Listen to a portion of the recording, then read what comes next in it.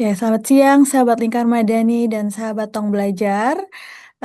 Saya izin menyapa teman-teman yang sudah ada di layar. Halo Kak Rori. Halo Deva, selamat siang. Selamat siang Iya. semua. Halo Kak Izi. Halo Kak, selamat siang Kak. Iya, teman-teman gimana nih kabarnya hari ini? Boleh boleh dijawab lewat chat atau mau langsung on mic juga silakan. Puji Baik-baik. Tuhan, lumayan hari ini panas-panas dan panas lagi Wah, setelah hujan yang cukup panjang. apa nih Kak hujannya? Kita beberapa waktu nih kan hujan terus kan Kak. Jadi ini sudah 3-4 hari berturut-turut baru panas ini. Oke. Di sini juga ini sih Kak, apa musimnya cepet-cepet berganti juga. Kadang panas, kadang hujan nih gitu. Oke, terima kasih Kak Rori. Semoga teman-teman dan kita semua yang ada di sini senantiasa dalam keadaan baik dan sehat ya.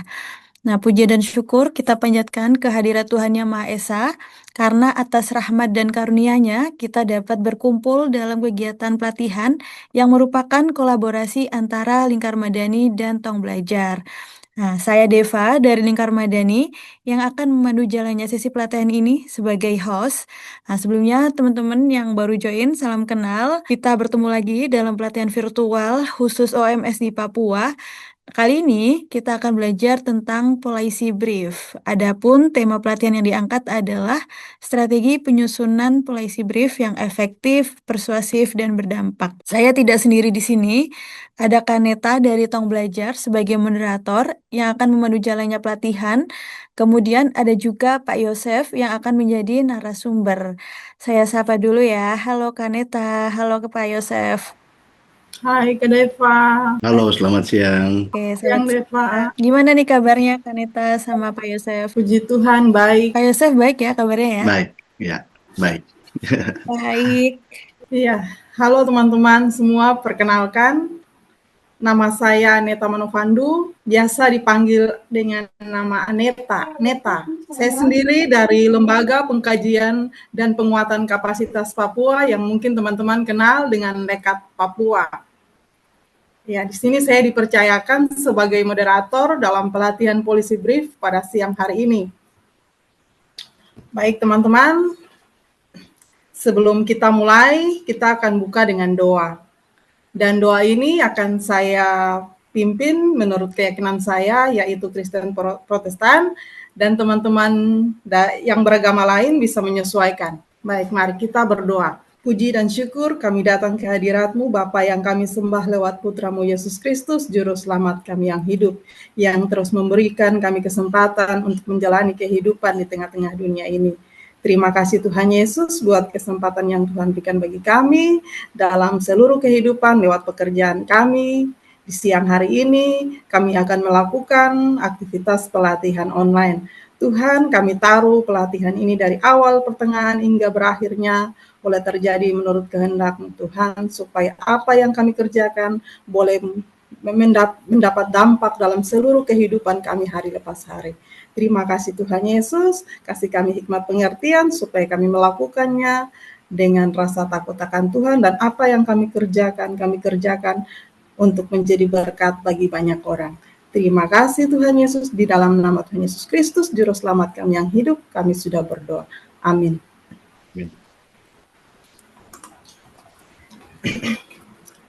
Ya, baik. Sekali lagi saya sapa, selamat datang dan selamat bergabung buat kita semua, teman-teman, kakak-kakak dari Lingkar Madani yang senang terbiasa mensupport kami Tong Belajar dalam kelas-kelas pelatihan online.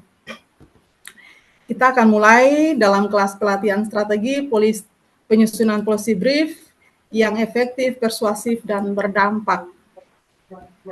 Adapun tujuan dari pelatihan siang hari ini yaitu yang pertama, memahami isu kebijakan secara mendalam sebagai landasan penyusunan policy brief yang relevan dan kontekstual.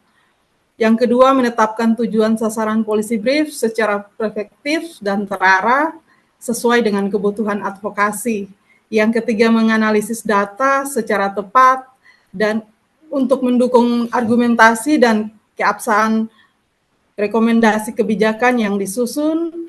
Keempat, merumuskan rekomendasi kebijakan yang berdampak, realistis, dan aplikatif bagi para pemangku kebijakan. Dan yang kelima, menyusun policy brief secara sistematis dan berbasis data dengan struktur yang jelas dan bahasa yang persuasif, serta efektif dan untuk audiens kebijakan. Nah, telah bersama-sama dengan kita pada siang hari ini, sudah ada narasumber kita yang luar biasa. Dengan hormat dan akrab, saya sapa Kakak Yosef Watopa. Selamat siang. Hai Kak, apa kabar? Selamat siang. Selamat siang semua. Iya, Kakak Yosef ini punya pendidikan terakhir S2 Pengelolaan Sumber Daya Alam Lingkungan dan Pembangunan di Universitas Brawijaya, benar Kakak? Iya. Kakak sendiri adalah manajer program dari Yayasan INSIA sekaligus sebagai peneliti, fasilitator, dan penggiat lingkungan hidup dengan pengalaman lebih dari 2 dekade dalam pengelolaan sumber daya alam, pemetaan partisipasi wilayah adat, serta penguatan kapasitas OMS di tanah Papua. Kakak ini mempunyai 14 kali pelatihan, ada 20 judul riset penelitian, ada 9 karya ilmiah. Luar biasa sekali Kakak ini. Baca Kakak punya CV ini luar biasa. Ya, satu lagi Kakak Yosef ini sendiri sedang mengambil S3, dengar-dengar sedang mengambil S3 di IPB untuk dokter pengendalian sumber daya alam dan lingkungan. Benar Kakak? Ya, benar. Luar biasa. Luar biasa, iya. Kakak Yosef menjadi motivator ya buat kita anak-anak muda Papua supaya bisa sama seperti Kakak juga. Bisa jadi dokter juga ya. Baik, tanpa berlama-lama atau membuang waktu kita, saya berikan waktu pelatihan siang hari ini kepada narasumber kita, Kakak Yosef Watopa, untuk memaparkan semua materi di hari ini. Silahkan Kakak. Ya, baik, terima kasih Neta. Selamat siang buat kita sekalian, teman-teman yang hadir di kesempatan siang hari ini. Ini berbagi pengalaman ya, kita bagi pengalaman bagaimana menulis dan menyusun sebuah policy brief berdasarkan isu-isu terutama isu kebijakan yang ada di Papua. Saya dengan teman-teman di INSIA, kami pernah melakukan penulisan policy brief terkait dengan review kebijakan untuk tata ruang Provinsi Papua, dan ini yang akan saya bagi teman-teman dan bagi kita bagaimana bekerja menulis sebuah policy brief berdasarkan isu. Ya, saya langsung saja ke dalam apa itu policy brief ya. Ada pendapat dari para ahli, ada Dan juga dia menulis tentang apa itu, dia seorang ahli kebijakan publik, dia tulis dokumen singkat tentang yang dirancang untuk sebuah temuan tentang kebijakan supaya pengambil kebijakan itu dia bisa mengambil keputusan, tapi tulisannya harus ringkas. Jadi kan ada memang untuk mempengaruhi para pengambil kebijakan itu ada policy paper, ada policy brief, dan juga ada memo brief. Jadi ada 3 policy paper atau policy paper itu dia bisa sebuah dokumen kajian yang panjang, bisa sampai 60 halaman. Kalau policy brief atau kertas kebijakan dia lebih ringkas lagi, dari hasil penelitian data diringkas. Lalu kalau memo dia hanya berupa item-item, bullet-bullet point yang akan kita sampaikan kepada pengambil kebijakan. Jadi policy brief menurut beberapa ahli itu cara untuk kita meyakinkan pengambil kebijakan tentang isu yang sedang terjadi yang berdampak terhadap kehidupan sosial, kehidupan masyarakat, tapi kebijakan itu sendiri tidak berjalan, sehingga harus ditulis dengan bukti-bukti, dengan data-data, dengan bahasa yang lebih ringkas, karena para pengambil kebijakan membaca apa-apa yang kita tulis itu lebih ringkas, sehingga itu harus kita yakinkan mereka dengan data yang ditulis secara ringkas dan jelas, ditulis dengan bahasa yang dimengerti oleh mereka. Jadi kalau kita lihat katanya sendiri itu policy brief itu artinya ringkasan kebijakan ya. Tapi kita biasa dalam bahasa Indonesia, teman-teman yang biasa kerja di organisasi masyarakat sipil sering bilang kertas kebijakan. Ya. Kita menulis dengan kepada siapa kita punya sasaran. Jadi policy brief itu adalah dibuat oleh analis kebijakan. Siapa itu analis kebijakan? Ada akademisi, ada NGO atau organisasi masyarakat sipil, ada juga birokrat. Kenapa saya bilang birokrat sendiri? Biasanya ada staf ahli, ada staf-staf di dalam dinas, birokrat, atau mereka sendiri juga harus membuat analisis kebijakan yang berkaitan dengan isu-isu di dalam sebuah SKPD, sebuah OPD, misalnya isu birokrasinya sendiri tentang surat menyurat, tentang kenaikan pangkat yang lambat, atau itu bisa dibuat analisis kebijakan, ditulis dalam bentuk policy paper, atau policy brief. Lalu ditujukan kepada pengambil kebijakan atau pengambil keputusan. Lalu dia akan membuat kebijakan, oke, berdasarkan analisis kebijakan yang dibuat oleh baik NGO, akademisi, atau birokrat, saya harus buat apa kebijakan.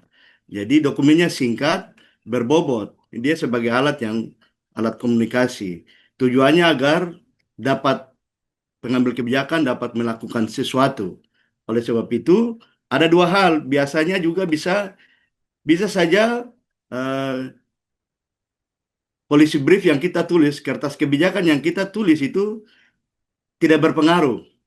Kita tulis saja, kalau berhasil berarti dia bisa berpengaruh bagi pengambil kebijakan karena bersifat strategis dan krusial. Oke, ini penting sekali, kita harus lakukan ini. Jadi, kita menulis policy brief, kita serahkan kepada pengambil keputusan, itu bisa berdampak dan juga bisa tidak berdampak. Berdampak artinya mereka akan, dengan membaca apa yang kita tulis, mereka akan bertindak untuk membuat kebijakan berdasarkan temuan kita, analisis kita. Begitu.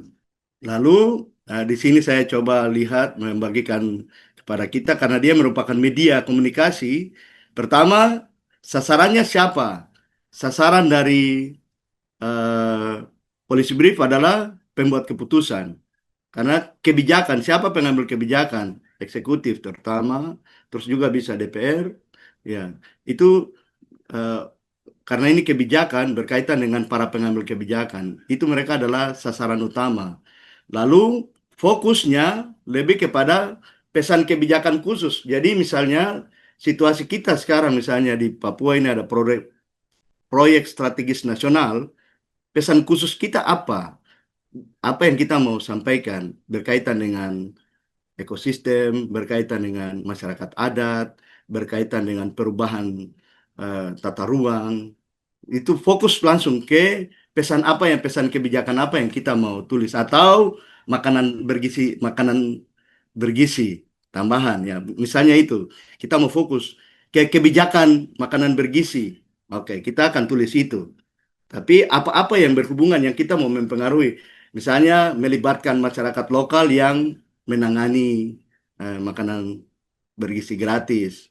Oke, itu kita harus menulis kebijakan itu, analisisnya dengan baik, data-data kita kumpul, kita tulis.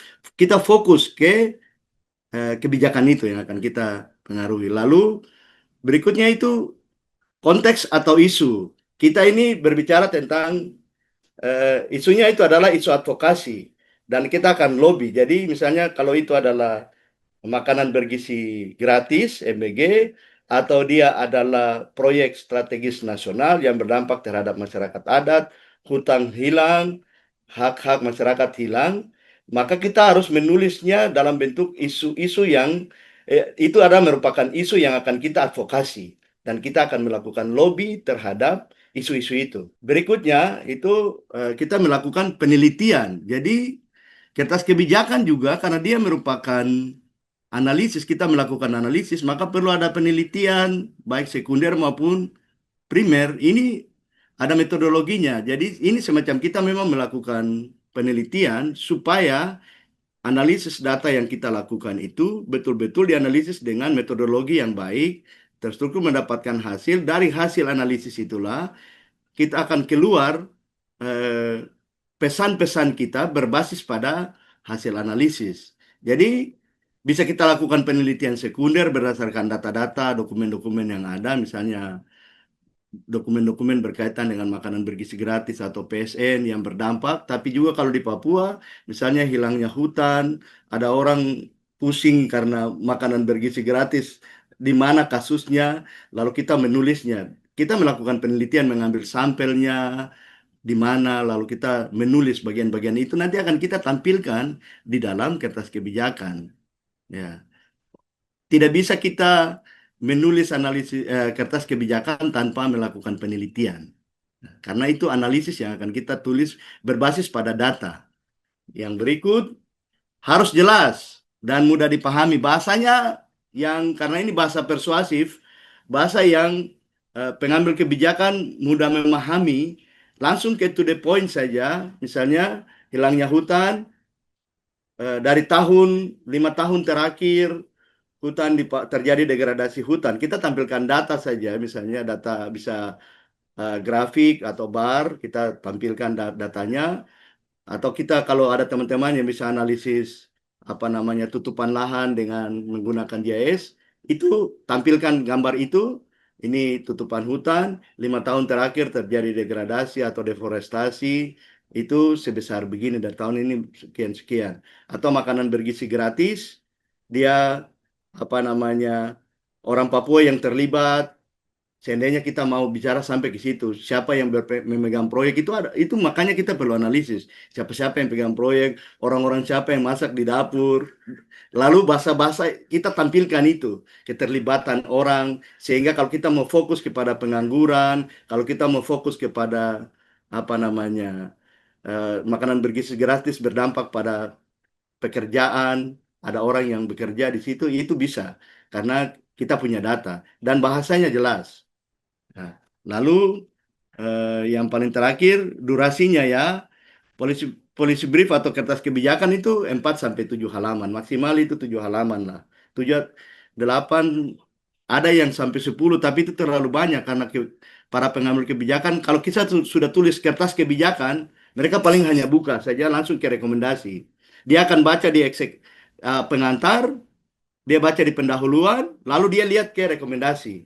Itu biasanya para pengambil kebijakan, mereka akan begitu, fokusnya di pengantarnya, pendahuluan, karena di pendahuluan kita ada ringkas masalah di situ. Lalu dia akan lihat rekomendasi. Dia akan tahu apa yang pesan-pesan kita tuh ada di rekomendasi. Kita menulis rekomendasi berbasis pada data-data dan hasil penelitian, item per item. Begitu. Jadi inilah beberapa poin penting di dalam menulis kertas kebijakan. Sasarannya harus kepada pengambil kebijakan. Kalau itu dinas, di dinas mana? Kalau itu OPD mana? Apa? Kalau MBG kemana? Kalau tata ruang kemana? Kalau hilangnya hutan kemana? Langsung ke situ. Pembuat keputusan. Kita fokus ke pesan kebijakan, pengambil kebijakan khusus. Karena itu isu yang akan kita advokasi dan kita akan melakukan lobby di situ. Kita menulisnya dengan metodologi, hasil-hasil penelitian, kita kumpul data, kita mulai pilah data, kita analisis data, lalu kita mulai deskripsikan data. Prinsip dasar penelitian, ya, yang sederhana itu. Lalu kita menulisnya hasil penelitian kita dengan bahasa yang mudah dipahami dan jelas, dengan durasi 4 sampai 7 halaman. Bisa kita tampilkan hasil analisis kita berupa tabel, bisa berupa grafik, bisa berupa gambar di dalam sebuah policy brief atau kertas kebijakan. Penulisan policy brief itu kapan ditulis? Kapan kita tulis? Waktunya. Jadi kebijakan itu ada waktu sebelum ada kebijakan, itu bisa kita tulis. Sehingga menarik perhatian. Kami pernah berapa waktu, 20 tahun yang lalu, kami menulis kertas kebijakan tentang dana otsus sebelum otsus turun. Jadi dana otsus untuk bagaimana uang otsus untuk mengembalikan hutan Papua. Jadi itu reinvestasi. Kami menulis satu kertas kebijakan terkait dengan bagaimana melakukan reinvestasi dari dana Otsus untuk perbaikan kebijakan. Itu tidak jalan, tapi kami menulis itu. Artinya sebelum Otsus kita sudah tulis itu.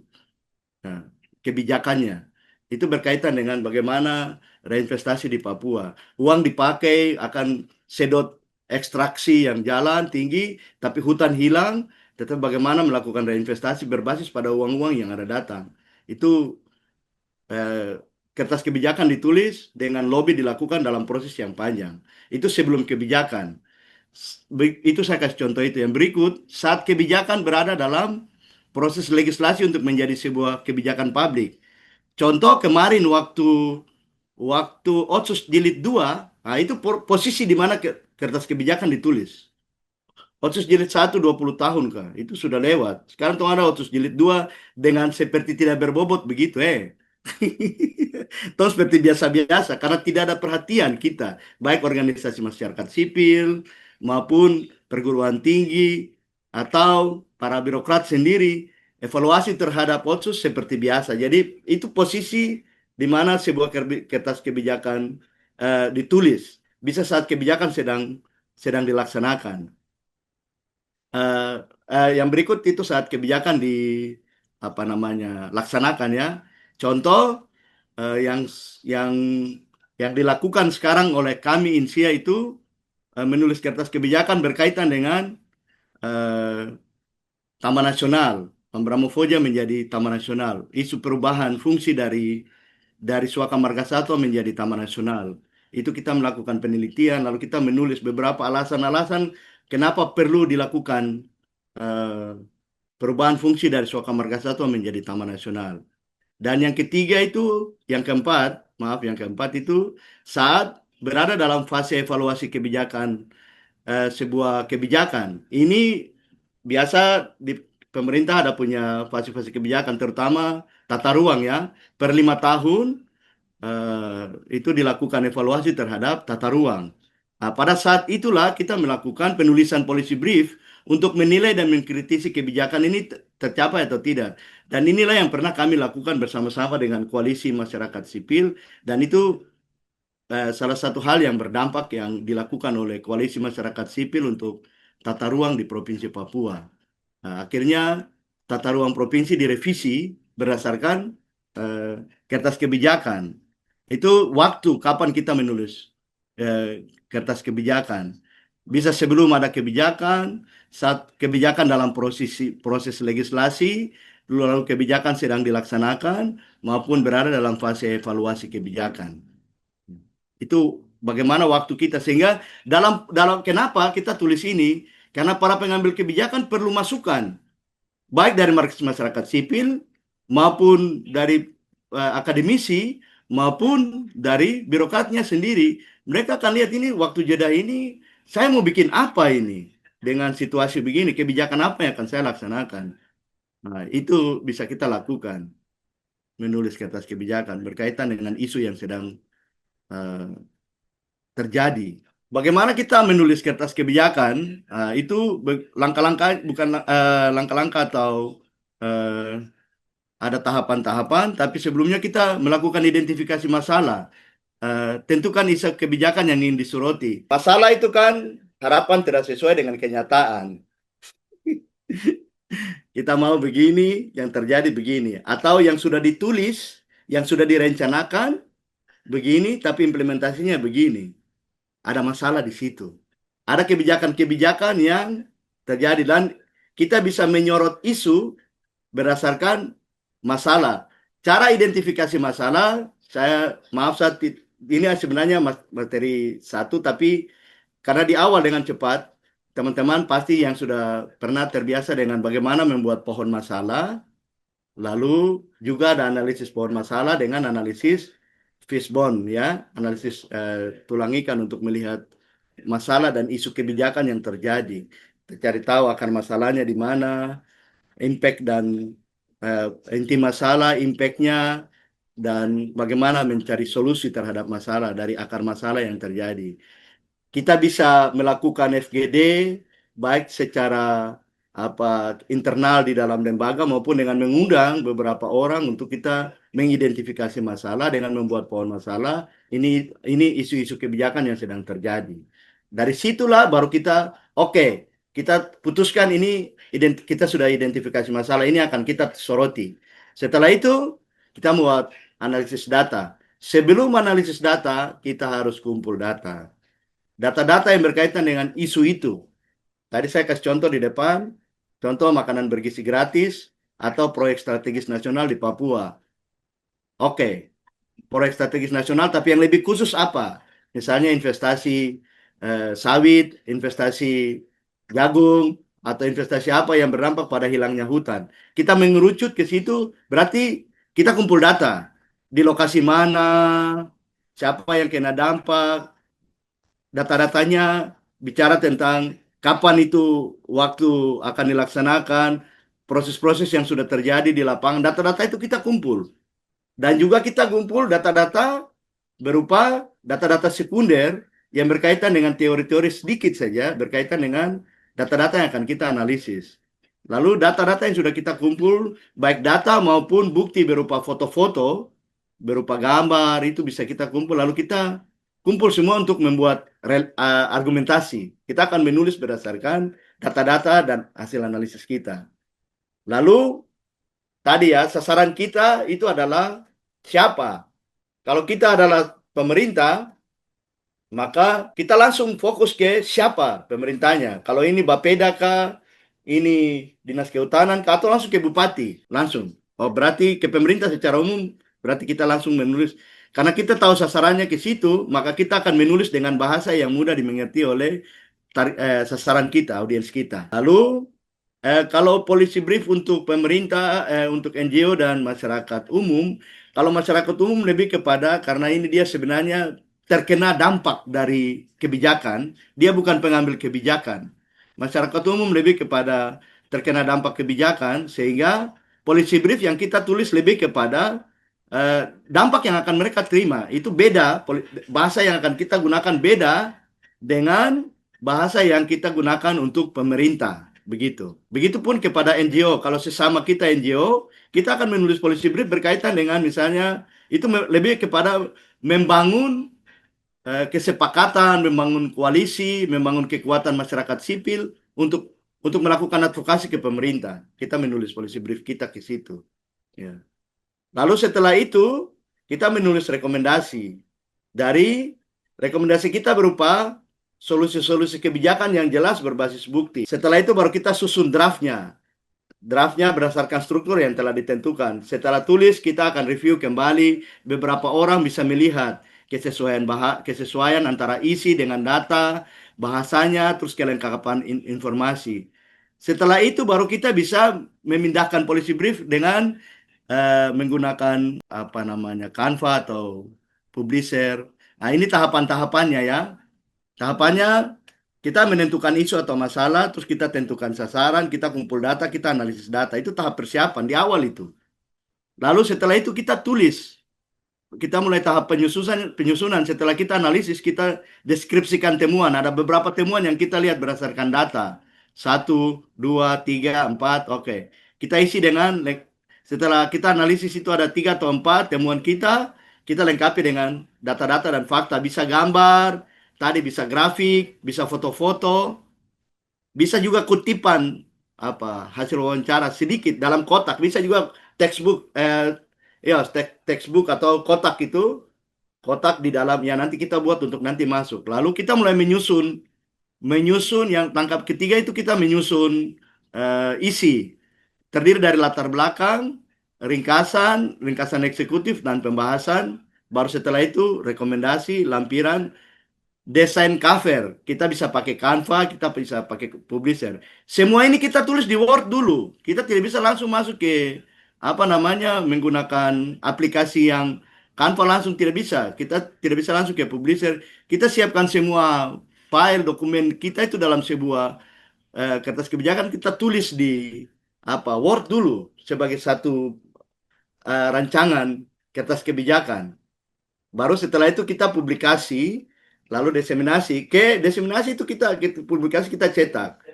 Kita cetak, lalu setelah itu kita akan diseminasi ke sasaran kita, siapa?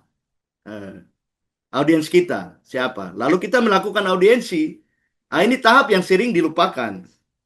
Kadang-kadang kita sudah bagi polisi brief, kita pikir sudah nanti pemerintah dong baca aja, nanti dong lakukan. Tidak. Setelah kita bagi, kita minta waktu untuk kita melakukan audiensi, untuk menjelaskan, untuk berbicara tentang apa yang kita temukan, kebijakan. Biasanya pemerintah karena mereka senang dengan kertas kebijakan, mereka memberi waktu. Karena itu salah satu bentuk advokasi kita yang paling ramah, yaitu dengan melakukan lobby, audiens berbasis pada data. Pemerintah akan memberi waktu, memberi ruang, mereka akan mendengar apa yang kita dan apa yang kita paparkan.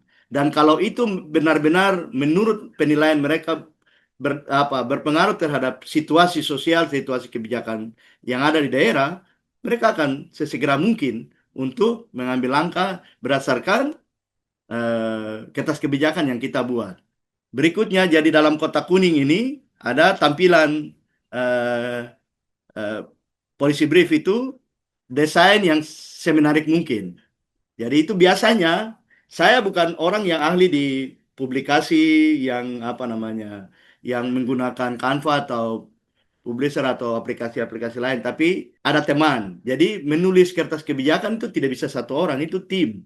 Saya ulang lagi, itu bisa lembaga, itu bisa tim, bisa juga kumpulan dari organisasi masyarakat sipil berdasarkan isu yang kita gagas sama. Kita akan kritisi sama-sama, kita sepaham dengan isu ini, oke, kita sama-sama tulis kertas kebijakan. Sehingga ada teman yang dia memang ahli dalam GIS, ada teman yang dia ahli dalam mendesain grafik, ada teman yang dia pandai menulis dengan bahasa yang menarik. Kita kasih data saja, nanti dia yang tulis berdasarkan hasil penelitian. Lalu yang berikut, judul. Judul harus menarik dan mudah untuk dipahami. Judul tidak boleh ya lebih dari 14 kata. 12 sampai 14 kata. Ya, yang biasa tulis skripsi pasti tahu, dosen juga tidak pasti, ini tulis skripsi baru judul, ulang-ulang lagi. Kata yang mempunyai makna sama jangan ditulis di dalam judul dua kali. Jadi judul harus menarik karena dia akan lihat, karena kita mau itu, kita punya jualan, kita punya alat mediasi, alat komunikasi. Lalu kita sisipkan, yang ketiga kita sisipkan gambar, foto, grafik, textbook yang diperkuat dengan konten, itu untuk memperkuat konten, memperkuat isi. Misalnya kita bicara soal makanan bergizi mengakibatkan anak-anak pusing karena masaknya tidak lama atau dia kita temukan ada unsur yang kurang sehat, kurang bersih, kita ada foto anak-anak pusing di sekolah, kita taruh di situ. Kebijakan ini dia begini. Itu harus ada. Jadi kita pas konten itu, isi itu kita taruh gambar itu, atau kita taruh grafik, atau kita taruh textbook, teks yang lebih kotak kata-kata kecil yang lebih fokus. Dia akan dengan warna khusus tersendiri di dalam kertas kebijakan itu. Lalu kita pastikan cover. Cover dari kertas kebijakan itu harus menarik, sama dengan desain semenarik mungkin. Jadi itu tahapan-tahapan dalam menulis kertas kebijakan, ada tahap persiapan, tahap penyusunan, dan tahap akhir. Ya, jadi desain itu bagian dari tahap penyusunan. Menggunakan, kadang-kadang kita langsung lebih kepada bagaimana menggunakan Canva karena fasilitas. Nah, itu oke. Itu untuk membuat layout, membuat tampilan kita apa namanya menarik. Dia bagian penting, menjadi bagian dari isi dari kertas kebijakan itu. Nah, ini beberapa struktur kebijakan ya, struktur kertas kebijakan. Pertama, judul. Jadi ini yang biasa umum di mana-mana, beberapa penulis, beberapa referensi memuat bagaimana menulis kertas kebijakan itu. Tetap pertama judul, harus ada judul. Yang kedua, ada ringkasan eksekutif atau biasa yang kalau kami dalam menulis kertas kebijakan langsung kepada pengantar atau pendahuluan. Lalu latar belakang.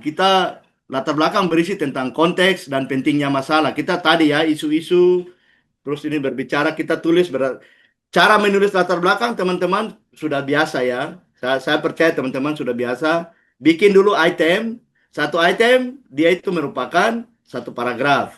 Tapi kita mulai dari isu yang besar sampai kepada mengerucut yang kecil. Jadi kalau ada teman-teman belajar bikin 3 item, berarti nanti akan ada 3 paragraf. Misalnya bicara tentang hutan Papua yang rusak gara-gara akibat PSN. Kita item 1 apa itu PSN? Itu bullet 1, bullet 2 PSN di Papua. Bullet 3 langsung mengerucut kepada PSN yang di lokasi mana, luas wilayah yang terkena dari PSN. Teman-teman bisa buat point pointers dulu, baru nanti dari pointers itu menguraikan, mendeskripsikan pointers, maka dia akan menjadi sebuah latar belakang. Tapi lebih bagus mengerucut tiga pointer saja, itu merupakan bagian bagian dari latar belakang. Itu 3 atau 4 sudah latar belakang menjelaskan masalah. Kenapa penting? Ya, karena akan dampak apa itu saudara ringkas di latar belakang. Nanti bagian berikut isi, ini yang merupakan isi itu saudara jelaskan tentang kritik terhadap pilihan kebijakan. Jadi kritik terhadap pilihan kebijakan, misalnya proyek strategis nasional dia berdampak pada masyarakat adat di Papua. Orang akan kehilangan ruang hidup. Ruang hidup seperti apa? Kenapa masyarakat adat Papua masih bergantung hidupnya, berapa persen orang Papua hidup dalam hutan? Itu kalau PSN dia masuk akan luas hutan sekian hilang, berarti ruang hidup orang Papua akan hilang. Itu kritik, itu sudah kritik. Analisis data disertai dengan bukti-bukti pengumpulan data yang saudara tunjukkan. Kalau ada foto ini akibat dulang yang masuk di Senggi di atas, contoh. Lalu lain-lain, saudara-saudara bisa. Jadi kritiknya sudah masuk di situ, itu isinya. Setelah kritik dijelaskan dalam pembahasan, 1, 2, 3, 4, setelah itu atau beberapa saudara bisa bikin, baru saudara simpulkan dalam bentuk rekomendasi. Menurut kami, PSN itu dia berdampak, jadi usul kami pembangunan dilaksanakan dengan begini, begini, begini, begini, berbasis pada kebijakan lokal, berbasis pada pengetahuan masyarakat adat, berbasis pada apa? Karena saudara mau itu, saudara bikin alternatif kebijakan. Karena orang Papua hidup seperti begini, begini, ya. Lalu ada lampiran. Biasanya kalau ini bisa apa namanya, bisa ada, bisa juga tidak. Dan referensi. Referensi itu saudara punya data-data yang saudara ambil dari mana? Bisa juga dikutip dari media, bisa juga dikutip dari pendapat orang, bisa juga dikutip dari tulisan-tulisan sebelumnya. Ya, ini strukturnya, struktur dari isi sebuah kertas kebijakan, menulis kertas kebijakan, judul, lengkasan eksekutif, latar belakang, lalu isi kritik terhadap pilihan kebijakan itu, lalu rekomendasi kebijakan yang merupakan bagian yang akan dibaca, yang merupakan alternatif kebijakan, lalu kita punya lampiran-lampiran serta referensi. Berikutnya ini saya menjelaskan bagian-bagiannya. Jadi judul itu buat judul yang ringkas dan informatif. Terus menggambarkan permasalahan yang akan diatasi, menarik minat orang untuk membaca. Orang baca judul saja, ya kita pernah semua menulis skripsi, ya dosen lihat judul saya langsung tidak mau baca. Ya. Begitupun dengan para pengambil kebijakan. Mereka akan lihat judul ini menarik atau tidak, menggambarkan masalah yang akan diatasi atau tidak. Ya. Lalu ya ini ringkasan eksekutif. Berisi ringkasan permasalahan dan solusi yang ditawarkan maksimal 150 sampai 200 kata. Itu prinsip. Tapi bisa teman-teman bisa lebih dari beberapa kata dalam beberapa poin. Ya. Bagian ini memberikan informasi singkat tentang materi dari policy brief, kertas kebijakan yang kita tulis. Isi dari ringkasan eksekutif itu ada rumusan masalah, mengapa masalah tersebut penting, akar masalah, solusi, dan pelaksana solusi. Itu ringkasan saja. Ya teman-teman yang kalau maaf yang biasa menulis jurnal, biasa kita tulis di punya bagian di awal sekali ya. Di awal sekali abstrak itu. Kalau tulis abstrak itu ringkasan sampai bahkan metode kita singkat saja dalam satu bagian kecil di tampilan awal. Itu seperti itu ringkasan eksekutif karena kita memuat masalah, kita memuat latar belakang, kita memuat metode, lalu kita memuat hasil penelitian atau memuat solusi. Ya, begitupun dengan ringkasan eksekutif. Lalu ada pendahuluan atau latar belakang. Bagian pendahuluan mencakup ini, diantaranya latar belakang topik yang perlu mendapat perhatian. Ya, saudara, penjelasan urgen dari isu itu. Kalau tidak ditaatasi akan berdampak pada apa? Akan mengakibatkan apa? Urgensi sangat penting. Lalu tujuan dari kajian penelitian yang dilakukan, kita bertujuan karena apa? Kita ingin supaya pemerintah mengambil langkah-langkah solusi terhadap dampak yang akan terjadi terhadap permasalahan yang terjadi. Lalu kita membuat penjelasan mengenai overview atau ikhtisar kita maunya apa, temuan-temuan kita. Temuan-temuan kita, data-data yang kita buat ini membuat, oh, betul atau tidak makanan bergizi gratis di Papua itu mengurangi tenaga kerja atau mengakibatkan orang anak-anak sekolah dong lapar atau dong kena keracunan. Itu membuat penasaran sehingga dia menarik untuk mau dibaca. Ya, dari temuan-temuan kita. Lalu kritik terhadap kebijakan. Ini kita sudah masuk pada analisis dan pembahasan. Kita dari data-data yang ada itu kita isi isi dari polisi brief kita itu adalah ini, kritik terhadap kebijakan. Data dan fakta, apa-apa saja misalnya luas hutan berkurang sekian-sekian, satu luas hutan, dari luas hutan itu berdampak pada apa? Lalu berikutnya kritik terhadap kebijakan itu, luas hutan berkurang akan berdampak pada perubahan iklim, kita menjadi negara yang tadinya berjanji pada dunia untuk menurunkan iklim, kebijakan kita di daerah berdampak pada eh, secara nasional kita tidak mendukung kebijakan untuk perubahan iklim. Kita menjelaskan bagian-bagian itu di dalam eh, poin-poin yang akan menjadi kritik terhadap eh, pemerintah, terhadap kebijakan yang sedang dilakukan. Lalu kita mulai membuat eh, kredibilitas. Jadi kalau isu ini dia akan apa namanya akan terjadi, situasi ini akan terjadi, maka akan kredibilitas dari pemerintah daerah, kredibilitas dari pengambil kebijakan itu akan menjadi sorotan, baik itu gubernur, bupati atau dinas terkait. Itu dia merasa ini penting, begitu. Kita juga yang terakhir kita bisa membagi tulisan menjadi beberapa poin di dalam kertas kebijakan. Poin-pointer saja lalu kita menjelaskan bagian-bagian poin itu. Saya nanti kasih contoh bagaimana kita menulis kertas kebijakan yang sudah kita lakukan. Lalu setelah kita kritisi terhadap pemerintah lalu kita membuat isi kritisi kita memberikan rekomendasi. Ini bagian penting yang biasanya nanti langsung dibaca oleh pengambil keputusan, pengambil kebijakan. Dia langsung lihat, oh, masalahnya yang tadi di depan, ini solusinya ini. Berupa alternatif kebijakan yang dilakukan, bila perlu saran-saran berupa kriteria yang digunakan untuk pemilihan rekomendasi. Ya. Terus ada alternatif kebijakan yang direkomendasikan. Kita rekomendasikan, ada yang kita saran untuk bisa dilakukan, ada yang kita bilang ini alternatif yang bisa menjadi pilihan, tapi ini yang kita rekomendasikan. Kalau di pilihan, kita rekomendasikan ini yang harus setelah dipilih ini sesegera mungkin. Sifatnya itu. Jadi kita memberikan rekomendasi, dia akan baca secepat mungkin di bagian rekomendasi kita, langkah-langkah strategis yang kita usulkan, alternatif-alternatif kebijakan yang kita usulkan, itu yang menjadi perhatian dari pengambil kebijakan di dalam rekomendasi kebijakan. Ini yang terakhir itu ada dua, yaitu lampiran ini kalau ada berupa data-data pendukung, misalnya ada gambar-gambar, data-data pendukung, lalu biasanya ditulis di kaki dari polisi brief, tapi juga referensi, daftar isi, daftar pustaka yang digunakan. Ya, teman-teman biasa tulis pakai format style apa itu ya. Itu berarti berdasarkan abjad.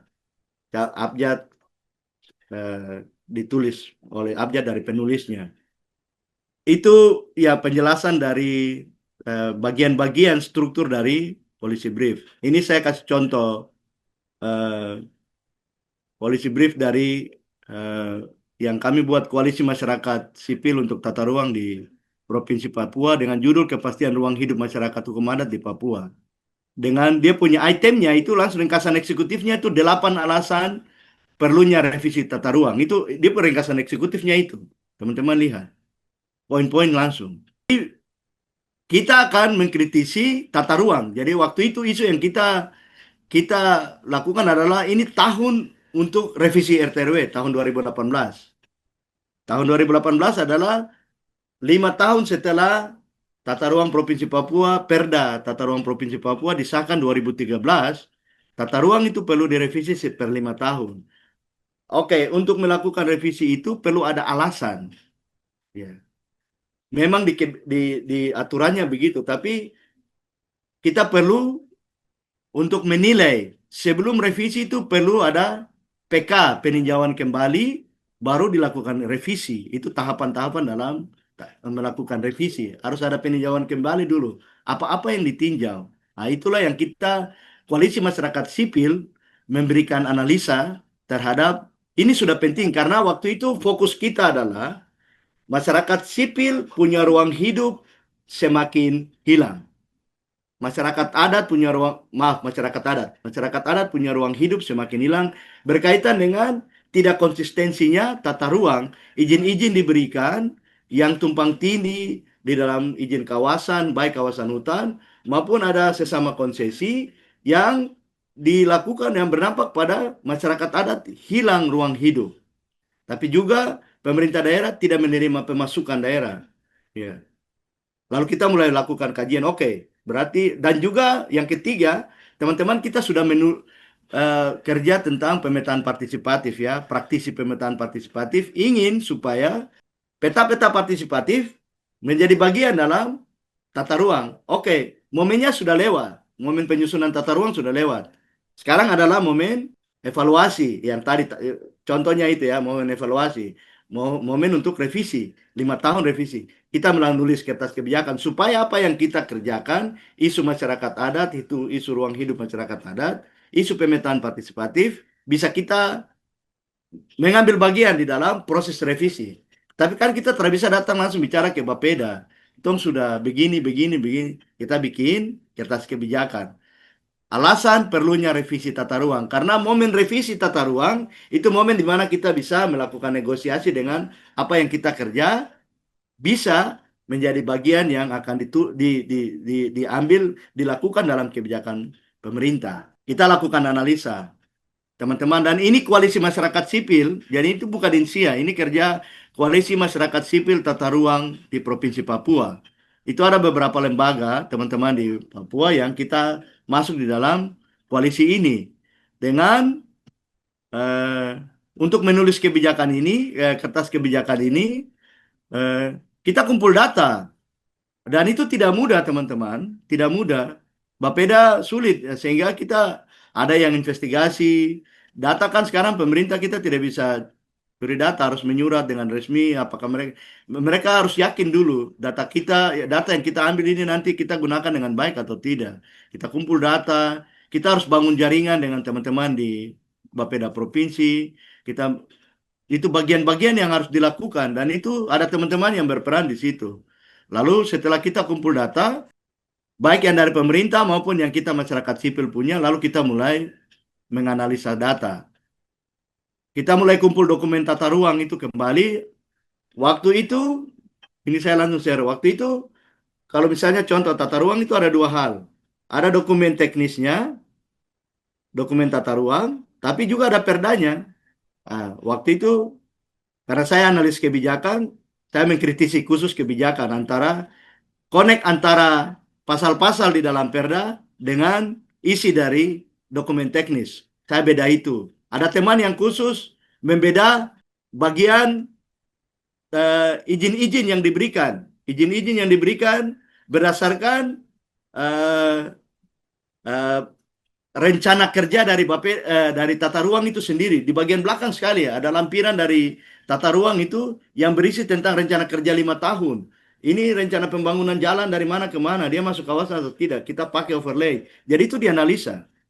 Nah, contoh dari proses itu kita mulai lihat bahwa pada saat pada saat menulis kertas kebijakan itu data-data yang digunakan itu kurang bagus.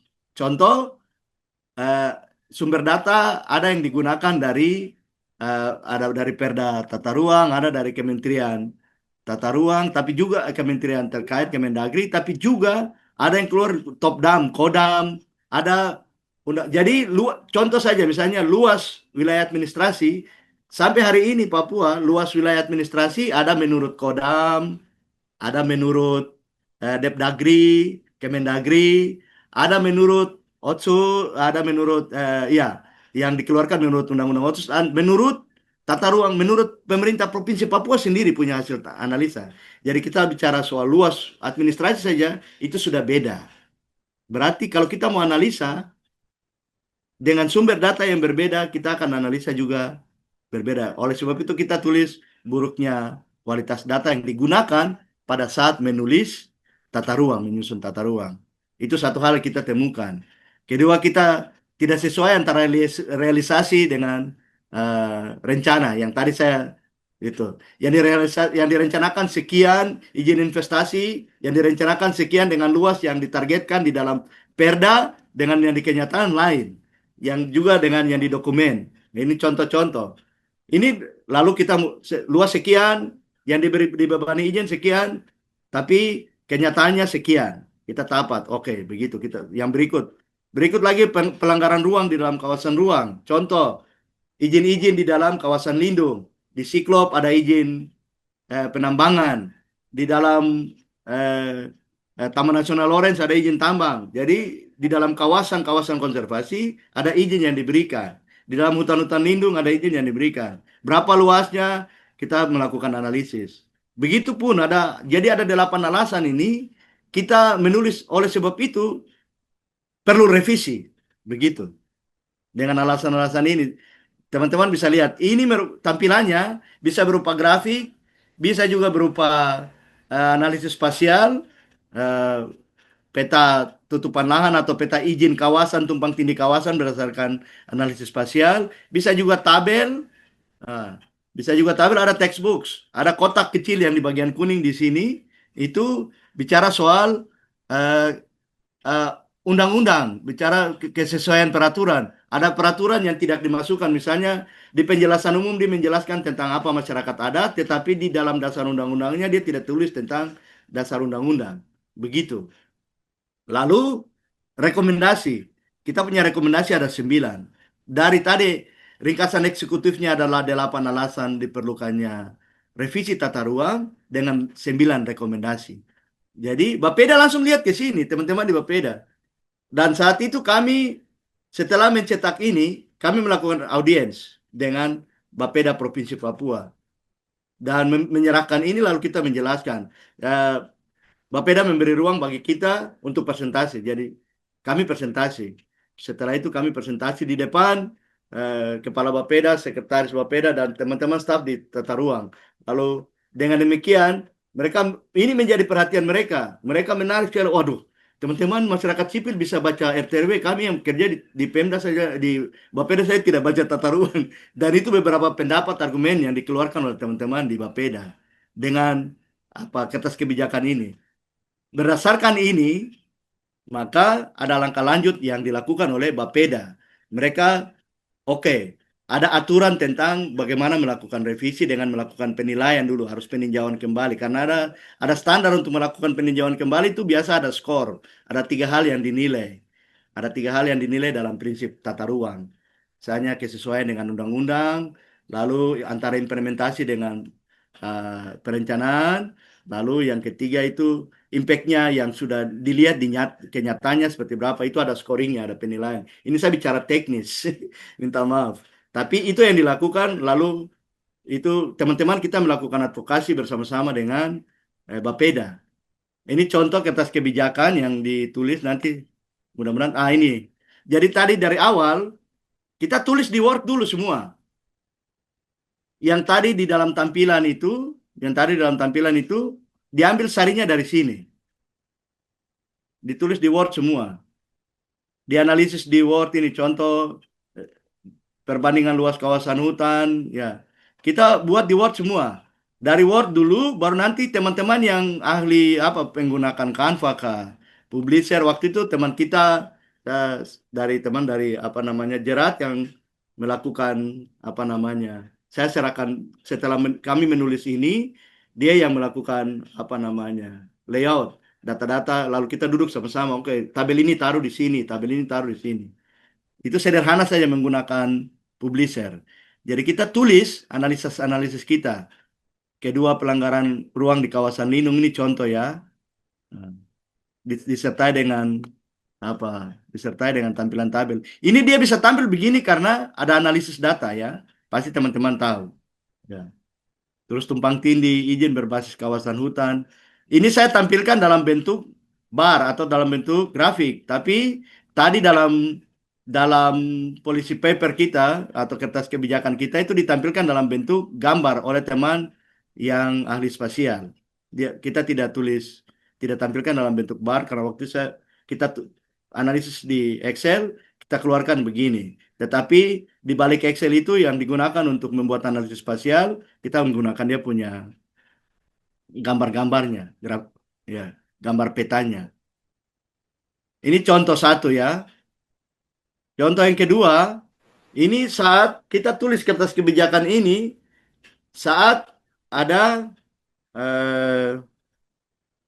konferensi keanekaragaman hayati dan biodiversity di Papua Barat, ya, ya. Dan itu tentang menyelamatkan hutan dan masyarakat adat di tanah Papua. Tapi intinya lebih kepada moratorium izin pertambangan, perkebunan sawit dan kehutanan. Ya, ini dua kertas kebijakan yang kita tulis oleh Koalisi Masyarakat Sipil.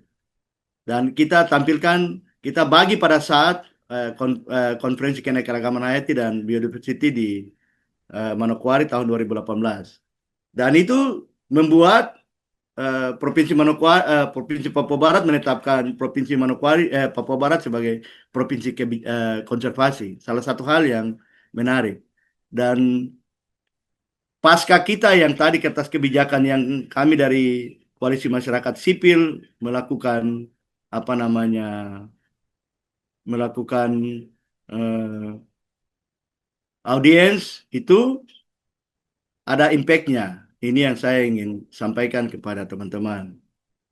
Ya, ya. Dampak dari polisi brief Koalisi Masyarakat Sipil Tanah Papua itu adalah pertama dilakukan peninjauan kembali tata ruang Provinsi Papua. Bapeda dengan Pemda Provinsi Papua langsung melakukan PK. Ada tahapan PK peninjauan kembali. Lalu dari hasil PK dan scoring yang dinilai itu berdasarkan data-data juga yang kita gunakan, kita juga bersama-sama dengan tim penilai, tim peninjau dari Bapeda itu setelah melakukan scoring itu nilainya akhirnya dilakukan revisi. Ada bobot yang ditentukan. Misalnya di bawah melenceng dari 85% berarti harus dilakukan revisi. Dan revisi dilakukan pada tahun 2018. Pasca revisi, kami INSIA melakukan advokasi. Yang saya tulis warna merah itu kami advokasi. Karena kita praktisi pemetaan partisipatif dan ini yang kita berjuang. Kita melakukan advokasi untuk bagaimana peta partisipatif yang hasil kerja INSIA masuk dalam tata ruang Provinsi Papua. Dalam proses perdebatan dengan struktur RT/RW yang sulit sekali untuk memasukkan, ternyata tidak mudah teman-teman. Kita bicara-bicara bilang peta partisipatif, peta masyarakat adat masuk dalam tata ruang. Tidak semudah yang kita bicara. Advokasinya perlu waktu yang lama karena harus berhadapan dengan kebijakan di pusat, pemerintah pusat meyakinkan Bappenas betapa pentingnya informasi yang kita ingin. Itu berat teman-teman, butuh waktu. Hampir 4 tahun, 3 tahun kita advokasi untuk peta partisipatif. Keluar itu, lalu keluarlah kesepakatan satu pasal di dalam apa namanya RT/RW Provinsi Papua pasal 97 tentang cagar budaya. Dan tidak semua wilayah adat yang tadinya kita punya angan-angan, semua praktisi ingin supaya seluruh wilayah adat itu masuk overlay dengan kawasan hutan produksi. Itu hanya untuk analisa. Kalau sebatas analisa bisa, tetapi untuk dalam arahan ruang dan pola ruang itu sulit. Sehingga yang bisa dilindungi itu adalah ditetapkan kawasan cagar budaya berbasis pada tempat sakral dan tempat penting. Dan ini ada sekitar 8.000 hektar yang dikerjakan oleh INSIA itu menjadi ditetapkan sebagai cagar budaya darat. Nah, dan yang warna-warna pink teman-teman lihat itu. Itu hasil advokasi yang kita lakukan pasca polisi brief. Kami berjuang supaya tempat-tempat lindung, tempat-tempat sakral, supaya kalau nanti besok arahan ruang ke situ, pembangunan jalan, jembatan itu sudah tahu ini akan lewat tempat penting, ini tempat lindung. Dan ini ada dalam Perda Tata Ruang Provinsi Papua untuk tahun 2023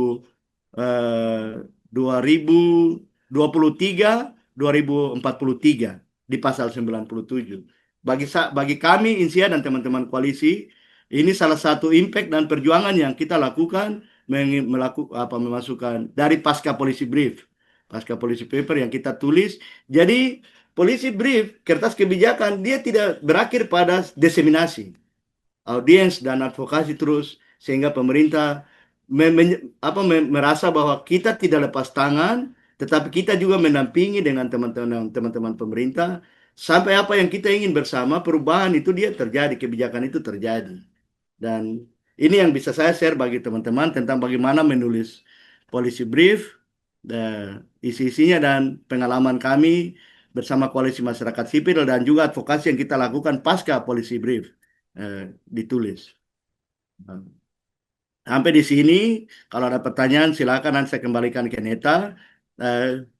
Memang waktu tidak cukup, tapi ya kalau teman-teman, karena ini pelatihan harus ada praktik ya, tentukan isu dan apa namanya masalah kebijakan. Misalnya, lalu teman-teman bisa buat kertas kebijakan berdasarkan struktur tadi, struktur yang sederhana. Demikian yang dapat saya sampaikan. Kalau bahasa kata-kata terlalu cepat, minta maaf buat teman-teman, Neta dan Ibu moderator, ada moderator dan teman-teman semua. Terima kasih. Saya kembalikan. Iya, terima kasih untuk Kakak Yosef yang sudah memaparkan materi yang luar biasa, di mana kita boleh mengerti apa itu policy brief, bagaimana kita menyusun tahapan-tahapan, struktur, dan juga pengalaman-pengalaman yang Kakak sudah bagikan ketika melakukan policy brief dalam kebijakan-kebijakan yang ada di tengah-tengah pemerintahan. Ya, terima kasih untuk Kakak Yosef untuk materi yang luar biasa sekali. Saya sendiri belum mengerti, belum banyak paham, tapi dengan materi hari ini ya luar biasa, cukup mulai mengerti apa itu policy brief, bagaimana cara menyusunnya, fungsinya untuk apa juga, diterapkan di mana. Dan itu benar-benar kerja-kerja yang luar biasa yang Kakak lakukan dengan tim koalisi ya.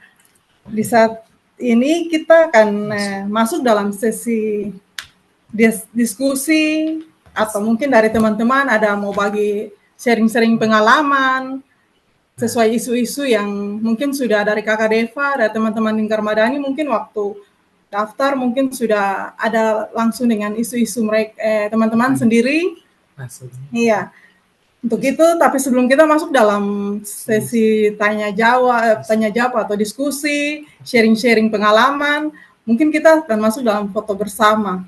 Untuk itu, saya serahkan ke teman-teman di Lingkar Madani, Kakak Deva untuk sesi foto bersama. Baik, terima kasih Kaneta. Teman-teman yang bisa open kamera, silakan.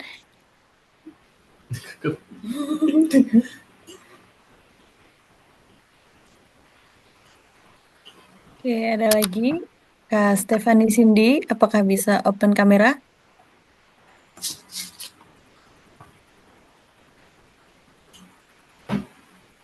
Sudah 12. Oke, baik. Kalau sudah tidak ada lagi, saya izin untuk ini ya, screenshot. Aku hitung 1, 2, 3. Oke, satu kali lagi bisa sambil bergaya. Silakan teman-teman. 1, 2, 3. Oke, terima kasih. Aku kembalikan lagi ke Kaneta, silakan. Ya, baik. Terima kasih Kakak Deva dengan teman-teman di Lingkar Madani. Kita akan masuk dalam sesi diskusi. Baik, kita mungkin akan masuk dalam pertanyaan, tanya jawab. Mungkin dari teman-teman bisa ajukan 3 pertanyaan dari masing-masing teman-teman yang sudah simak dari awal hingga akhir materi. Bisa lewat chat atau langsung bisa bertanya ke Kakak Yosef. Ya, baik. Mungkin teman-teman mau bertanya, ada yang belum paham, bisa resen. Oh iya, untuk materi nanti bisa di-share dari teman-teman dari Lingkar Madani. Iya, belum ada pertanyaan. Mungkin ada yang mau bagi-bagi pengalaman selama kerja-kerja di dalam lembaga. Mungkin materi terlalu berat, Kak. Oh, materi terlalu cepat. Oh iya, ada. Dari Kakak Rory.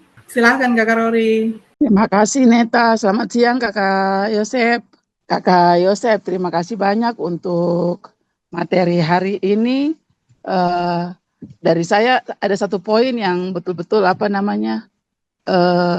buat saya tercerahkan hari ini, dan mungkin Kakak bisa share pengalaman terkait dengan penulisan policy brief ini. Jadi tadi dari Kakak punya statement terakhir di materi presentasi, tadi Kakak bilang bahwa kerja-kerja menulis policy brief itu sebenarnya bukan berakhir saat kita menulis. Jadi saya ambil kayak seperti sebenarnya tujuan utamanya bukan menulis policy brief, tapi sebenarnya ada yang mau kita rubah. Jadi kita menulis policy brief. Kakak mungkin mohon pencerahan terkait pengertian yang saya ambil ini Kakak.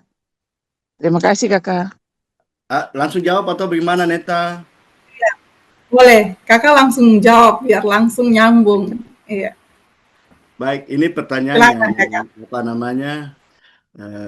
menarik karena kadang-kadang kita puas setelah menulis policy brief atau setelah pasca kita diseminasi ya, kita antar ke dinas, kita antar ke OPD, terus pasca itu bagaimana? Padahal tujuan akhir kita adalah tulisan kita dia mempengaruhi kebijakan. Tulisan kita dia akan membuat pengambil kebijakan dia bertindak, mengambil langkah berdasarkan masukan kita. Oleh sebab itu, dalam proses menulis policy brief itu satu hal yang penting, bagaimana data-data, mengumpulkan data, analisa data, dan menulis rekomendasi dengan struktur yang tadi. Tapi pasca menulis policy brief itu juga penting. Setelah diseminasi harus dilakukan audiens dan lobby. Karena itu memang membutuhkan energi dari kita yang mau melakukan advokasi terhadap apa yang kita inginkan. Karena prosesnya panjang. Kalau saya menceritakan pengalaman bagaimana tata ruang Provinsi Papua bisa mengakomodir peta-peta partisipatif. Contoh saja, pasca penilaian peninjauan kembali itu revisi dan kita menulis tentang pasal-pasal tentang masyarakat adat. Tetapi setelah bernegosiasi dengan Bappenas, masyarakat adat merupakan bagian dari masyarakat Indonesia. Dalam tahapan penulisan tata ruang itu dia sudah terlibat dalam persiapan, pelaksanaan, dan evaluasi. Dalam tahap persiapan yang sudah dimuat dalam aturan penulisan tata ruang itu di saat konsultasi publik. Jadi pelibatan masyarakat adat juga sudah dihitung di situ. Padahal kalau kita tahu toh di konsultasi publik yang datang misalnya kepala suku satu. Padahal itu bukan yang kita inginkan. Yang kita inginkan adalah kondisi real di lapangan tentang masyarakat adat itu masuk dalam kebijakan. Jadi itu perdebatan ketika terjadi. Kita bernegosiasi dengan teman-teman di Bapeda untuk setiap konsultasi publik kita undang ini Dewan Adat dari 7 suku itu hadir, 7 wilayah adat ini hadir. Memang berat ada dia, tapi kita bernegosiasi. Lalu di situ terjadilah para ahli yang mendampingi tim tata ruang melihat sehingga lahirlah tata ruang Provinsi Papua merupakan tata ruang yang berbasis Otsus yang tahun ini yang setelah revisi karena salah satu bagian yaitu peta-peta partisipatif menjadi bagian di dalam tata ruang ya walaupun hanya sedikit yaitu tempat-tempat penting ya jadi tapi itu prosesnya bagi saya itu kemenangan masyarakat sipil yang sudah kita berjuang itu karena dia ditetapkan berarti arahan ruang dan pola ruang ke situ karena ada pasal tentang cagar budaya. Kalau kita bicara cagar budaya, berarti itu nanti lain lagi. Tapi cagar budaya, situs-situs, tempat-tempat penting yang tidak boleh disentuh tidak boleh dirusak, tidak boleh diapakan, baik oleh pemerintah sendiri maupun pihak-pihak lain. Nah, itu dijaga. Sehingga kita melihat tempat-tempat lindung, tempat-tempat sakral, dusun-dusun sagu itu dianggap sebagai daerah-daerah yang masuk dalam cagar budaya. Dan ketika nanti arahan ruang dan pola ruang ke situ, minimal pemerintah sudah melindungi dalam kebijakan. Ada langkah berikut yang kita lakukan sekarang, kami di INSIA lakukan, yaitu karena peta-peta itu ada di Kabupaten Sarmi, Kabupaten Mamberamo Raya, Kabupaten Kerom, dan Kabupaten Jayapura, maka kita melakukan advokasi ke tata ruang kabupaten supaya kita bilang ada rekomendasi dari provinsi ini tentang cagar budaya. Kamu juga harus muat cagar budaya, yaitu tempat-tempat penting masuk di dalam. Nah, jadi itu satu hal lagi, dan kami sedang lakukan advokasi ke Sarmi dan Kerom. Jadi dalam revisi tata ruang Kerom dan Sarmi, kita lakukan supaya kawasan cagar budaya di Perda Provinsi dimuat di dalam kabupaten kota. Dengan kita menyerahkan juga file-file kita, ya, ke teman-teman di Bapeda atau PUPR. Jadi itulah apa namanya, bukan bukan ujung, tapi itulah yang kita kan ingin toh. Kita ingin supaya ada perubahan. Kita ingin supaya apa yang kita perjuangkan, kita advokasi itu berhasil, tidak sebatas kertas kebijakan. Karena ada kertas kebijakan yang setelah kita kasih sampai di situ. Pemerintah baca-baca saja, oh ya ini penting. Bisa juga hanya menjadi bagian materi diskusi. Tapi untuk sampai eksekusi, sampai bisa diputuskan dalam bentuk kegiatan dan apa masuk dalam dianggarkan itu, perlu ada dikawal. Disitulah peran kita masyarakat sipil. Sementara begitu. Ya, baik. Bagaimana Kakak Rory? Sudah jelas? Terima kasih banyak Kakak Yosef, terima kasih banyak Neta. Oke, baik. Iya, terima kasih Kakak Rory. Mungkin dari teman-teman yang lain mau bertanya, mau sharing-sharing. Oh iya, ada satu lagi Kakak Yolan dari Yapenda. Baik. Silakan Kakak Yolan. Ya baik, selamat siang. Terima kasih Kakak Neta dan juga Kakak Yosef. Di sini saya ingin bertanya. Tadi Kakak Yosef sempat menyampaikan bahwa police brief ini bisa berdampak, bisa juga tidak berdampak. Kalau bisa berdampak, berarti pengambil keputusan akan menjawab. Yang saya ingin tanyakan, bagaimana jika tidak berdampak? Apa yang harus kita lakukan? Apakah kita membuat police brief yang baru atau yang lain? Terima kasih Kakak. Baik, terima kasih Yolan. Silahkan Kakak Yosef. Baik, betul sekali, karena pengalaman kita juga ada policy brief yang kita tulis tidak berdampak. Saya kasih contoh, kita tulis tentang di awal sekali kita ada menulis tentang policy brief tentang khusus mengerucut pada peta-peta partisipatif. Kita tulis pentingnya peta partisipatif dalam tata ruang, lalu kita menyerahkan bernegosiasi dengan Bapeda, tapi itu prosesnya lama sekali. Jadi kita tulis peta partisipatif yang sudah dikerjakan oleh mitra-mitra pembangunan di Papua dengan luasan sekian. Ini memuat tempat-tempat penting hak masyarakat orang Papua di dalam item-item itu kita tulis, lalu kita sandingkan dengan kebijakan pembangunan bahwa masyarakat adat merupakan bagian penting dari negara ini. Masyarakat adat punya ruang-ruang hidup. Kita tulis dan mereka diakui di dalam negara ini. Kita jelaskan semua dalam kertas kebijakan, tetapi itu tidak berdampak, ya, tidak berdampak. Karena kita serahkan saja. Waktu itu kita serahkan saja.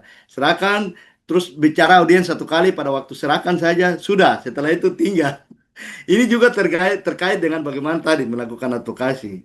Jadi setelah kita tulis, kita diseminasi, kita harus pada dua hal penting. Pada saat kita audiens itu memberi kesan juga, selain isi dari kita punya materi kertas kebijakan, saat kita audiens, pemerintah tidak boleh digurui, teman-teman. Ini pengalaman pengalaman saya kerja dengan pemerintah, tidak boleh, teman-teman tahu, teman-teman ahli, tapi tidak boleh ajar pemerintah, tidak boleh menggurui pemerintah. Begitu bahasa menggurui keluar selesai. Tong keluar sampai tong keluar pintu selesai. Semua yang tong inginkan sampai di depan pintu situ. Jadi begitu. Ada kertas kebijakan yang tidak berdampak. Satu memang isi yang mungkin kurang menarik. Isi yang kurang menarik. Rekomendasi yang kita berikan mungkin alternatif kebijakannya belum sesuai, belum sesuai dengan eh, pemerintah eh, untuk mengambil keputusan. Lalu yang ketiga, diseminasi kita setelah kita apa namanya buat dalam bentuk untuk publikasi, setelah kita diseminasi dan pasca diseminasi itu penting untuk kita lakukan. Jadi tadi kata persuasif itu selain bahasa yang kita tulis, tapi bagaimana cara kita melakukan diseminasi dan audiens dengan pemerintah. Begitu. Teman-teman bisa tulis tentang siklop. Besok yang ada ini, apa ini, nikel kan masuk di apa Depapres sana. Bikin kertas kebijakan tentang nikel. Teman-teman kumpul data tentang itu, luasan konsesi yang masuk, masyarakat adat siapa yang punya hak akan hilang. Bicara mau targetnya apa? Pemerintah pusat kah? Pemerintah kabupaten kah? Atau pemerintah provinsi Papua? Sasarannya ke situ. Teman-teman tentukan sasaran. Kalau tentukan sasaran adalah pemerintah pusat, pakai bahasa yang betul-betul bisa di bom mereka dengan bahasa yang apa namanya. Tadi ada kata kredibilitas, mengganggu kredibilitas pemerintah. Aduh, betul kalau kita bikin begini nanti perhatian dunia terhadap Indonesia begini. Itu kredibilitas negara diganggu. Kredibilitas pemerintah diganggu. Mereka rasa terganggu. Oke, kalau begitu kita harus ambil langkah untuk ini. Dengan kasih contoh misalnya Raja Ampat, kasih contoh bikin bikin box seperti Raja Ampat, contoh kasus-kasus yang lain di dalam kertas kebijakan itu. Hmm. Itu bisa 4 lembar, bisa 3 lembar atau 2 lembar saja bolak-balik begini, sudah. Yang penting ada masalah yang dikritisi dan ada rekomendasi alternatif kebijakan. Sementara begitu, Yola. Jadi bahasa persuasif dan kita juga melakukan audiens untuk bisa meyakinkan dan kalau mereka terima, itu kesempatan kita mengawal. Seandainya Pemda Kabupaten Jayapura terima untuk menolak, tetapi mereka tidak punya kemampuan untuk meyakinkan karena izin sudah diberikan di Jakarta. Susah, pemerintah kabupaten akan melawan pemerintah pusat. Oke, itu peran kita LSM untuk mencari solusi bersama dengan pemerintah kabupaten karena ada pengalaman banyak teman-teman mendampingi pemerintah kabupaten, setelah itu naik di pengadilan, mereka lepas tangan. Nah, itu juga makanya kita perlu energi. Energi yang cukup cukup untuk melakukan advokasi dengan pemerintah, bersama-sama dengan pemerintah. Sementara begitu, Ade Yolanda. Baik Kakak, terima kasih banyak. Baik, terima kasih. Luar biasa. Berarti kalau besok si Klop mau diambil nikelnya, kita sudah siap-siap sebagai OMS, kita punya peran juga di situ. Iya. Ya, Baik. bisa kita kumpul sebagai masyarakat sipil, baik yang di Provinsi Papua atau yang pemerhati siklop, baik itu akademisi atau teman-teman yang bukan hanya organisasi masyarakat sipil, tapi aktivis-aktivis, kita kumpul. Kan ini isu yang betul ini dan berdampak nanti, toh. Kita kumpul lah siklop, kita bikin isu ini betul-betul kita tulis secara dengan data-data dan analisa, lalu kita lakukan audiens ke kabupaten kah? Kalau kabupaten belum atau juga tolak. Oke, toh sama-sama dengan kamu bicara ke pusat. Iya benar, luar biasa. Berarti sudah harus punya langkah-langkah ke depan. Ya, begitu. Baik, mungkin ada lagi yang mau bertanya atau berbagi pengalaman, sharing-sharing. Oh iya, dari Izzy. Ya Kak, selamat siang Kakak. Terima kasih Kak moderator telah menyediakan waktunya untuk bertanya. Kakak tadi izin bertanya terkait dengan policy brief. Tadi kan ada yang diajukan NGO, kemudian pemerintah dan masyarakat ya. Nah Ya. ini saya yang mau bertanya terkait dengan policy brief yang diajukan ke masyarakat luas begitu, ke masyarakat. Nah Ya. saya belum paham begitu dalam konteks policy brief diajukan ke masyarakat itu tujuannya apakah untuk kita secara tidak langsung mengajak masyarakat untuk sama-sama mengadvokasi atau sama-sama memberikan apa ya, sama-sama memberikan advokasi kepada pemerintah gitu bahwa kebijakan yang sekarang sedang berlangsung tuh memang tidak tidak baik atau tidak tepat. Misalkan contohnya misalnya di Raja Ampat. Nah, kebetulan saya di Raja Ampat ya, tapi sekarang lagi di Merauke. Itu kan salah satunya misalkan tentang tambang nih, misal apa pemerintah itu misalkan tambang sudah ada kebijakannya di Pemda bahwa ini oke, sudah dijalankan, sudah beroperasi. Nah, sikap kami misalkan yang di lembaga yang di NGO ini itu membuat polisi brief kemudian disebar ke masyarakat Raja Ampat itu tujuannya untuk misalkan mengajak mereka sadar bahwa itu merusak lingkungan. Apakah seperti itu kah, Kakak? Izin Ya, kalau ya, misalkan terima ini kasih Kak. ya mohon mohon apa pencerahan juga bagaimana step-stepnya ketika membuat policy brief untuk masyarakat begitu. Ya, terima Terima kasih kasih. banyak. Izzy ya. Ya. Ya, ya. Eh, Persis seperti penjelasannya, karena sebenarnya namanya policy brief, kertas kebijakan, seharusnya sasarannya adalah pengambil kebijakan. Tetapi ada bagian yang untuk masyarakat. Berarti bahasa pertama, bahasa kita adalah bahasa untuk membangun kesadaran kritis kan? Ya, tujuan kita itu di policy brief karena ada kebijakan yang berdampak pada kita, kepada masyarakat. Kebijakan ini kita masyarakat sipil, organisasi masyarakat sipil mau supaya menolak atau kebijakan ini jangan dilakukan. Sehingga itu tujuan kita adalah membangun kesadaran kritis. Membangun kesadaran kritis, maka kita perlu melakukan analisa juga. Kita tidak sekedar bersama-sama dengan masyarakat hanya melakukan provokasi-provokasi tanpa data. Nah, disitulah peran kita menulis kertas kebijakan dengan tujuan bahwa kebijakan yang telah dilakukan ini berdampak dan merugikan kami. Ini data-data kami. Tapi kami juga punya solusi. Nah, kami punya rekomendasi, kami punya solusi. Jadi pemerintah akan melihat bahwa kita masyarakat sipil, ini contoh macam kami tulis kertas kebijakan untuk Perda Tata Ruang Perda Masyarakat Hukum Adat (PPMH). Pentingnya Perda Masyarakat Hukum Adat di Kabupaten Sarmi. Kita tulis bahwa Kabupaten Sarmi terdiri dari 5 sukur besar dan investasi hutan hutan produksi sekarang di Provinsi Papua terluas itu ada di Kabupaten Sarmi. Setelah dibagi-bagi ya, hutan produksi berarti akan ada target izin-izin. Kita kumpul data izin-izin, izin investasi, izin tambang, izin kehutanan, izin perkebunan. Kita kasih tunjuk semua, kita overlay dengan wilayah adat.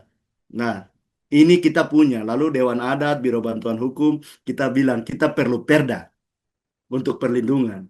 Yakinkan Bupati. Bupati bilang segera keluarkan perda. Jadi itu salah satu peran kita, begitu. Mari teman-teman bisa bikin perda, bantu saya supaya karena dengan perda ini kita bisa mengakui, melindungi keberadaan negara, melindungi. Setelah pasca perda kita harus bikin SK suku-suku. Jadi salah satunya itu memang membangun kesadaran kritis. Isi dari kertas kebijakan itu khusus untuk masyarakat adalah membangun kesadaran kritis. Kita terkena dampak. Kita terkena dampak kebijakan, tapi kita punya solusi. Kita juga paling penting kita memberitahukan bahwa orang Papua, masyarakat adat itu warga negara Indonesia. Paling penting itu. Kita bagian dari NKRI. Kita bukan memberontak karena kita orang Papua, bukan. Tapi kita bicara negara ini melindungi semua orang, termasuk orang Papua, orang yang hidup di tanah ini. Sehingga itu memberi konteks yang besar, kredibilitas tadi, konteks yang besar bahwa kita tidak melawan, kita tidak menolak, tetapi kita sedang mengajak pemerintah untuk memperhatikan keadaan kami. Di situ peran polisi brief yang bagi masyarakat, dan karena kita nanti sama-sama dengan mereka untuk bicara. Memang teman-teman yang bekerja di Raja Ampat dengan yang di apa namanya sekarang ke Merauke, eh, soal kapan polisi brief ditulis. Sekarang kalau kita sudah punya, terus kapan dibagikan? Apakah Prabowo baca kan tidak? Apakah dia punya tim baca atau tidak? Tapi kita bikin dulu, lalu kita karena kita mau bangun kesadaran kritis. Jadi tidak kita saja yang bicara, teman-teman kita, masyarakat juga nanti bicara. Kita punya data. Jadi kita bukan provokator, kita bukan provokasi, tapi kita punya dasar data analisis. Nah, itu pentingnya kertas kebijakan di masyarakat. Begitu. Kakak izin bertanya lagi, berarti policy brief itu bisa dibuat secara bersamaan tuh dua ya, untuk kebijakan kebijakan dan untuk masyarakat secara bersamaan ya, Kak? Bisa, karena kita terkena dampak ya. Dan itu biasanya teman-teman dengan teman-teman NGO. Kalau teman-teman NGO sebenarnya tidak boleh ada policy brief karena kita biasa yang melakukan advokasi. Begitu. Oke, baik Kak. Terima kasih banyak pencerahannya. Terima kasih Siap, banyak, sih. moderator. Baik, terima kasih Kak Isi untuk pertanyaan dan Kak Yusuf sudah menjawabnya. Ada lagi yang mau bertanya? Kita sudah 3 pertanyaan dan sudah terjawab juga. Mungkin dari teman-teman yang lain, ada Ibu Wipi. Iya, baik. Kalau tidak ada, kita akan menutup diskusi kita pada siang hari ini. Mungkin untuk Kakak Yosef, sebelum kita tutup diskusi siang hari ini, Kakak Yosef mungkin ada closing statement. Silahkan Kakak. Baik, terima kasih Neta dan terima kasih untuk teman-teman yang hadir di siang hari ini. Closing statement saya, policy brief penting untuk kita kerjakan, kita susun, dan setelah kita susun, kita penting juga untuk mengawal policy brief yang sudah kita susun atau kita tulis, sehingga hubungan antara yang kita tulis dengan yang kita inginkan itu bisa berdampak, bisa terjadi. Begitu. Terima kasih. Mungkin lewat pelatihan pada siang hari ini, pelatihan strategi penyusunan policy brief yang efektif, persuasif, dan berdampak ini diharapkan dapat memperkuat kapasitas peserta dalam menyusun policy brief yang efektif, sistematif, dan berbasis data yang kuat ya sebagai alat advokasi kebijakan yang strategis.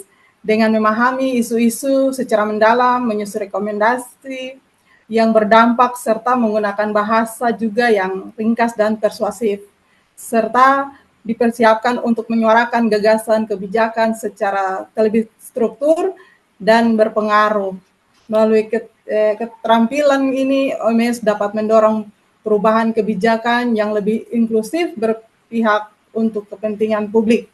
Ya, terima kasih pemateri kita, Kakak Yosef, yang sudah memaparkan atau memberi materi pada siang hari ini. Sebagai narasumber kita, terima kasih Kakak. Sukses Sama-sama. selalu untuk S3-nya, Tuhan berkati. Sama-sama, Tuhan berkati. Ya, terima kasih juga untuk teman-teman semua yang sudah meluangkan waktu berpartisipasi untuk mengikuti pelatihan online pada siang hari ini. Sukses selalu di masing-masing dalam pekerjaan masing-masing. Baik, untuk selanjutnya saya serahkan ke teman-teman di Lingkar Madani. Ada Kakak Deva. Baik, terima kasih banyak Kakak Yosef atas pemaparan materinya hari ini. Sangat luar biasa, sangat insightful.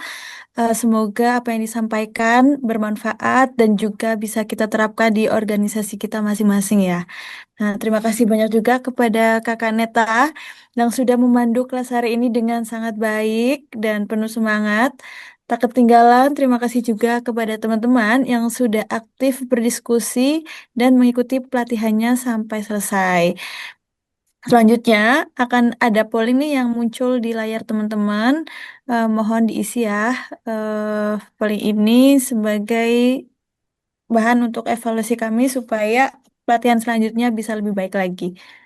Baik, terima kasih teman-teman. Sekali lagi, saya mewakili tim Lingkar Madani dan Tong Belajar. Memohon maaf atas segala kekurangan selama pelatihan ini berlangsung. Kemudian untuk materi pelatihan yang sudah berlangsung bisa teman-teman akses di web lingkarmadani.id. Kemudian untuk rekamannya akan kami unggah di kanal YouTube Lingkar Madani. Itu saja dari kami. Sampai jumpa di pelatihan berikutnya. Terima kasih teman-teman. Terima kasih.